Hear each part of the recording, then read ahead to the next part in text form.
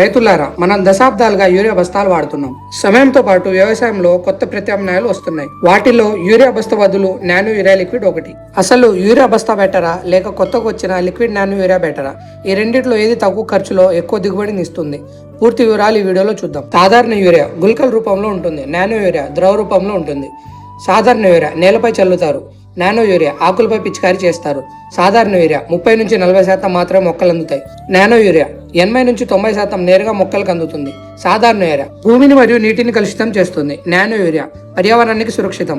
సాధారణ యూరియా మోయడం కష్టం, నిల్వ చేయడం కష్టం. నానో యూరియా నిల్వ చేయడం చాలా సులభం. ఈ ఒక్క బాటిల్ ఒక బస్తా యూరియాతో సమానం. నానో యూరియా ఎందుకు బెటర్? అధిక సామర్థ్యం. మనం చెల్లే బస్తా యూరియా చాలా భాగం గాల్లో కలిసిపోవడం లేదా భూమిలోకి ఇంకిపోవడం జరుగుతుంది. కానీ నానో యూరియా ఆకులపై స్ప్రే చేయడం వల్ల నేరుగా మొక్క తీసుకుంటుంది. ఖర్చు ఆదా. ఒక 500 ml నానో యూరియా బాటిల్ ఒక 45 kg బస్తా యూరియాతో సమానం. దీనివల్ల రవాణా ఖర్చులు తగ్గే అవకాశం ఉంటుంది. ప్రభుత్వం ఇచ్చే సబ్సిడీల భారం కూడా తగ్గుతుంది. ఇంత నాణ్యత. నానో యూరియా వాడడం వల్ల మొక్కలు ఆరోగ్యంగా పెరుగుతాయి, పిలకలు ఎక్కువగా వస్తాయి మరియు గింజ బరువు పెరుగుతుంది. స్ప్రే చేసేటప్పుడు ఆకులు పూర్తిగా తడిసేటట్టు స్ప్రే చేయాలి మరియు ఎండ తక్కువ ఉన్న సమయంలో స్ప్రే చేయాలి. ఒకసారిగా సాంకేతిక మారుతున్న కొద్ది మనం కూడా మారాలి.